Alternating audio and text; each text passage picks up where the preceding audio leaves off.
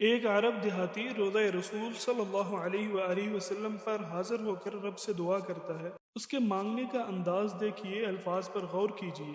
یقین جانیے رب سے مانگنے کا بھی ایک خاص فن، انداز اور ڈھنگ ہوتا ہے جو اس گاؤں کے رہنے والے عرب سے سیکھنا چاہیے۔ اے اللہ، یہ آپ کے حبیب ہیں، میں آپ کا غلام ہوں اور شیطان آپ کا دشمن ہے۔ خدایا اگر تو مجھے بخش دے گا تو تیرا حبیب خوش ہوگا، تیرا بندہ کامیاب ہوگا اور تیرا دشمن غمگین ہوگا۔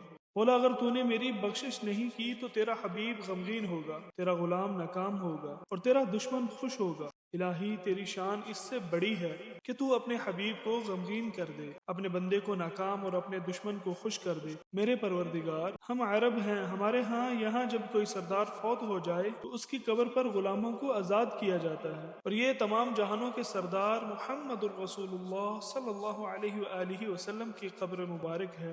بس مجھ غلام کو جہنم کی آگ سے آزاد فرما دے، آمین یا رب العالمین۔